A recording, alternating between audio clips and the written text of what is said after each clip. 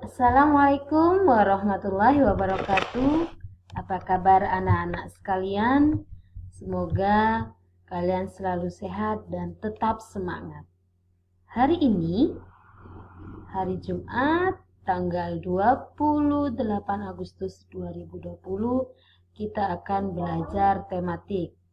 Namun sebelumnya, kita awali pembelajaran hari ini dengan membaca basmalah. Bismillahirrahmanirrahim. Kali ini yang akan kita pelajari adalah masih sama tentang ASEAN, yaitu tentang kehidupan sosial budaya di negara-negara ASEAN. Nah, sebelum membahas sosial budaya di negara ASEAN, kita akan membahas tentang ibu kota negara ASEAN.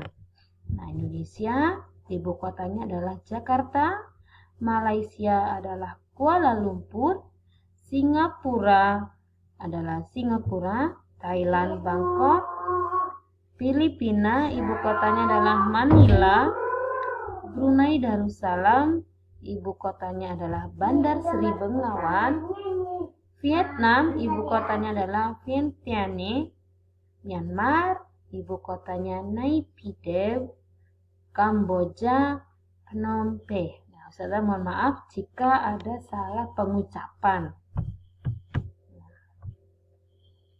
Kita masuk pada materi kehidupan sosial budaya masyarakat ASEAN. Yang pertama, Indonesia. Nah, di Indonesia ini sebagian besar penduduknya itu bekerja di bidang agraris sesuai dengan potensi sumber daya alamnya.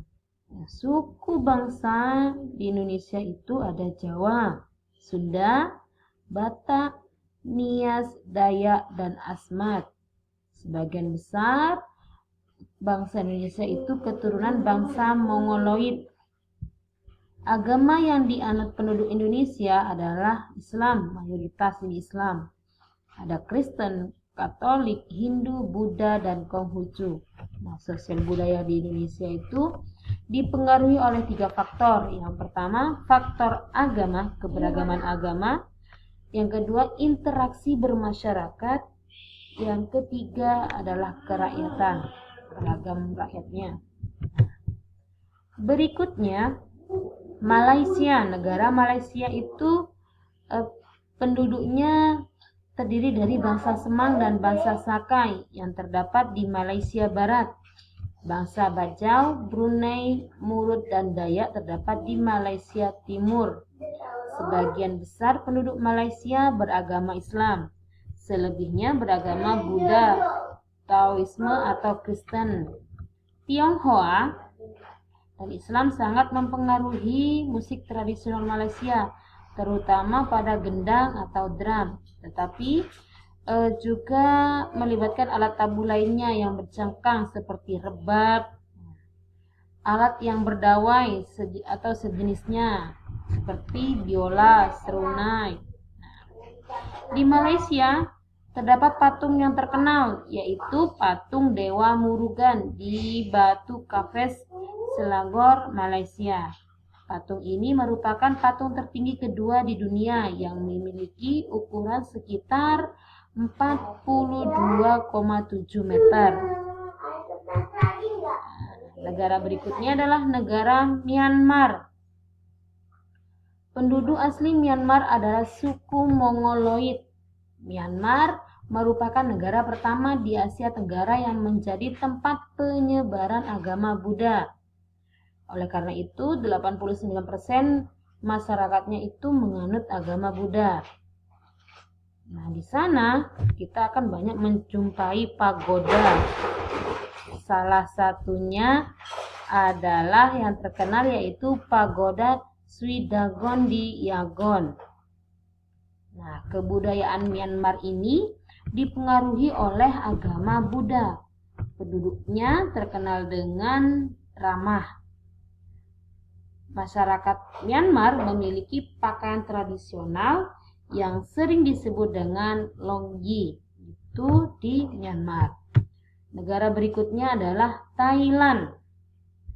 Penduduk Thailand terdiri dari suku bangsa Thai, Tionghoa, Khmer, dan Melayu. Mayoritas penduduknya beragama Buddha. Kehidupan masyarakat Thailand ini dipengaruhi oleh cerita Ramayana. Dalam cerita ini, kepala adalah bagian tubuh yang paling dihormati.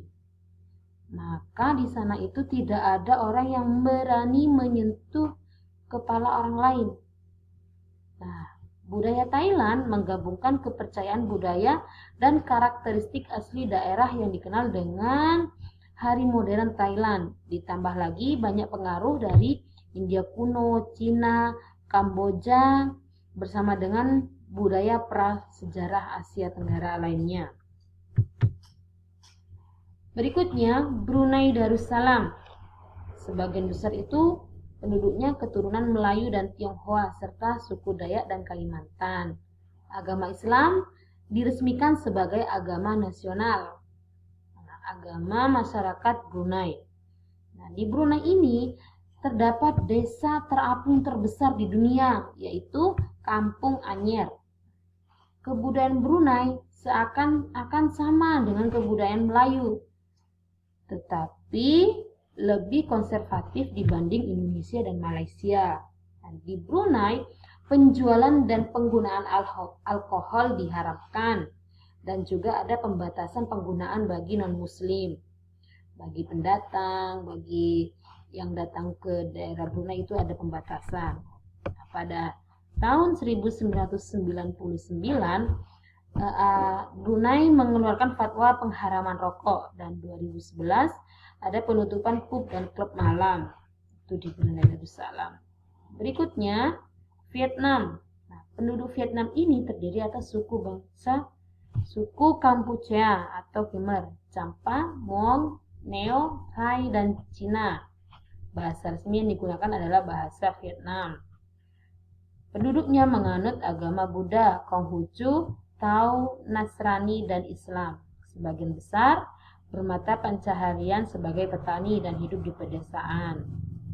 Áo Dai merupakan baju tradisional Vietnam. Budaya di Vietnam itu bertumpu pada kemanusiaan dan keharmonian, nilai kekeluargaan dan kemasyarakatan.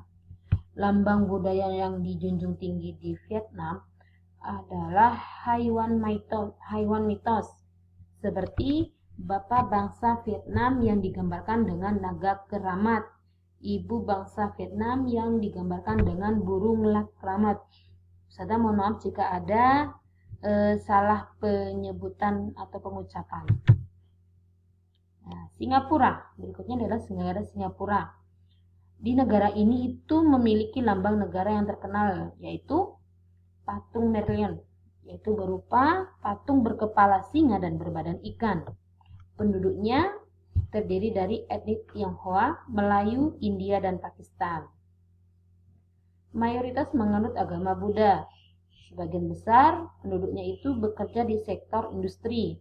Singlish, Singlish merupakan Singapore English, adalah cara orang Singapura berbahasa Inggris dengan beberapa campuran bahasa Hokkien dan Malaysia. Kebiasaan antri menjadi hal yang biasa di Singapura. Dapat dijumpai di pusat perbelanjaan dan restoran. Berikutnya Laos. Penduduk Laos terdiri dari suku Laulum, suku Taung, dan suku Lesung. Bahasa resminya itu adalah Lao. Agama yang dianut adalah agama Buddha. Masyarakat terkenal dengan kesabaran sesuai dengan ajaran agama Buddha. Agama Theravada mempengaruhi kebudayaan Laos. Ini terlihat dari bahasa, seni, musik, dan sastra. Kamboja, berikutnya adalah negara Kamboja. 90% penduduknya terdiri dari orang Khmer, 5% keturunan Tionghoa, dan sisanya keturunan Vietnam. Mayoritas beragama Buddha. Nah, orang Khmer, suku Khmer ini biasanya menggunakan syal kotak-kotak yang disebut dengan kerama. Para Khmer juga menggunakan bandul Buddha pada kalungnya yang dipercaya dapat mengusir roh jahat dan membawa keberuntungan. Kebudayaan di Kamboja itu dipengaruhi oleh kerajaan Angkor yang pada saat itu merupakan kerajaan yang kuat dan sejahtera yang berhasil menguasai hampir seluruh wilayah daratan Asia Tenggara. Dan banyak candi yang dibangun saat itu yang ada hingga sekarang seperti Candi Bayon dan Angkor Wat. Berikutnya adalah negara Filipina. Penduduk Filipina terdiri atas orang Filipino, yaitu campuran orang aborigin Taiwan dan Tiongkok Selatan. Etnik lainnya di Filipina itu ada Tionghoa, Mestizo, Eropa, Amerika, dan Negrito.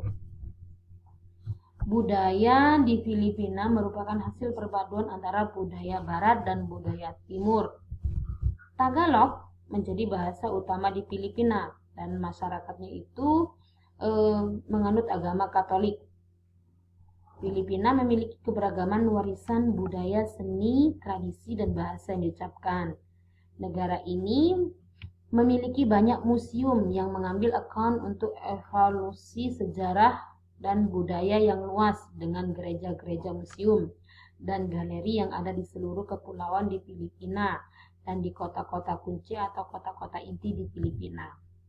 Tarian di Filipina disebut dengan Lawiswis Kawayan yang diiringi lagu rakyat waray yang dipopulerkan di seluruh kepulauan Filipina. Tari Tinikling, tari Korinsa, dan tari Maglalatik merupakan jenis tarian yang ada di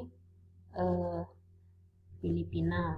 Nah, kalau dirasa kurang materi yang Ustazah sampaikan, anak-anak boleh mencari di berbagai sumber. Berikutnya, ada tugas yang harus dikerjakan, yaitu aktivitas 3 nomor 1 sampai 10 halaman 27-28 dari Ustazah. Kita akhiri pembelajaran tematik hari ini dengan membaca hamdalah dan terima kasih. Assalamualaikum warahmatullahi wabarakatuh.